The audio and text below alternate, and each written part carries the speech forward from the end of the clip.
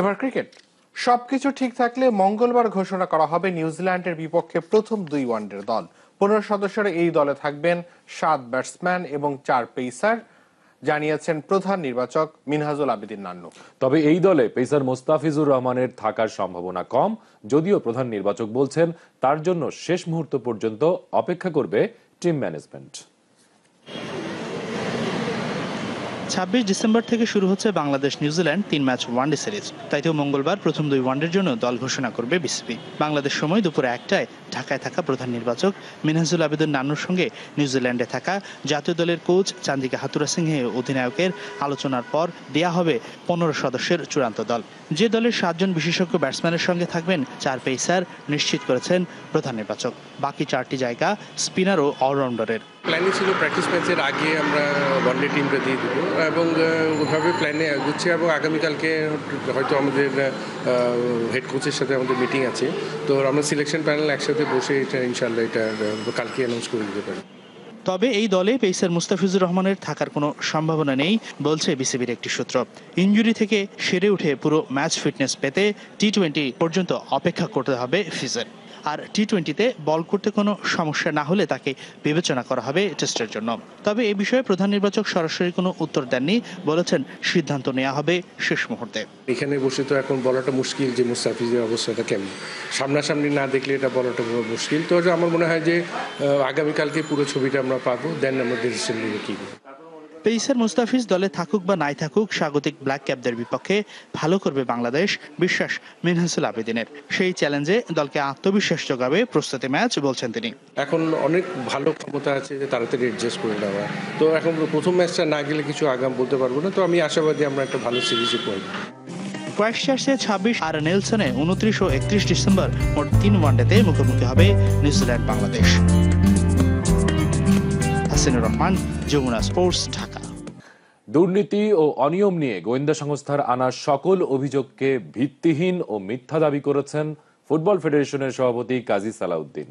আর এসবই গেল নির্বাচনে হেরে যাওয়া প্রতিপক্ষের ষড়যন্ত্র বলে মন্তব্য করেছেন তিনি। অভিযোগকারীদের বিরুদ্ধে তাই আইনগত ব্যবস্থা নেওয়ার হুমকিও দিয়েছেন বাফুফের এই আলোচিত সমালোচিত সভাপতি। আর সরকারের পক্ষ থেকে তদন্ত করা হলে সহযোগিতার আশ্বাস দিয়েছেন তিনি। ফুটবল ফেডারেশনের অনিয়ম আর দুর্নীতি নিয়ে অভিযোগ ছিল আগেই। সরকারি একটি গোয়েন্দা সংস্থার পূর্ণাঙ্গ প্রতিবেদনে উঠে আসে সুনির্দিষ্ট অভিযোগ। ফুটবল ফেডারেশনের ব্যাপক দুর্নীতি, নেতৃত্বের ব্যর্থতা এবং করণীয় সম্পর্কিত প্রতিবেদন পাঠানো হয় প্রধানমন্ত্রীর কার্যালয়ে।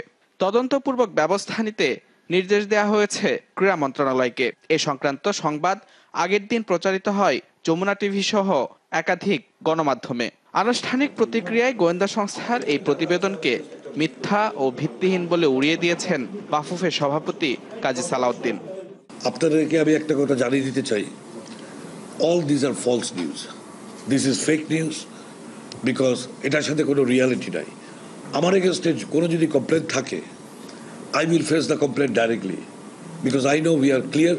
এমন রিপোর্টকে ষড়যন্ত্র দাবি করে বাফুফের সভাপতি হুমকি দেন আইনানুগ ব্যবস্থা নেয়ার। As a matter of fact, আজকে বিকেলে I'll sit with my lawyer and then I will take advice from my lawyer what will be my next step.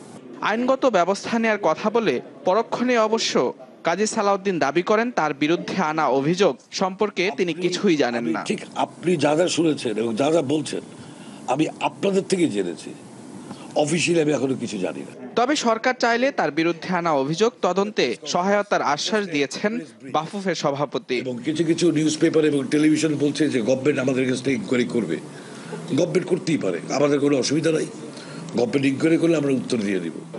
মুজরাবিন Tarique, Jamuna sports, Dhaka. জানাবো বাংলাদেশ প্রিমিয়ার লিগ ফুটবলের খবর। ভুটান স্ট্রাইকার চেনচো গাইলেটসনের জোড়া গোলে টিম বিজেএমসিকে 3-0 গোলে হারিয়ে পয়েন্ট টেবিলের দ্বিতীয় স্থান ধরে রেখেছে চট্টগ্রাম আবাহনী। এদিকে দিনের দ্বিতীয় ম্যাচে আরামবাগ এবং ফেনী সকারের মধ্যকার খেলাটি গোলশূন্য ড্র হয়েছে। বঙ্গবন্ধু জাতীয় স্টেডিয়ামে দিনের প্রথম খেলায় 4 মিনিটেই ভুটানিজ রিক্রুট চেনচো গাইলেটসনের গোলে এগিয়ে যায় বন্দরনগরীর দল চট্টগ্রাম আবাহনী। প্রথমার্ধের শেষ মিনিটে ব্যবধান দ্বিগুণ করেন চেনচো।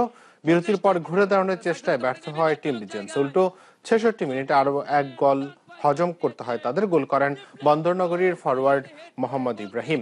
চলতি লিগের 13তম জয়ে 43 পয়েন্ট নিয়ে টেবিলের দ্বিতীয় স্থান অটুট রাখল চট্টগ্রাম আবাহনী, আর 21 পয়েন্ট নিয়ে টেবিলের 9 নম্বর অবস্থান টিম বিজেমসের।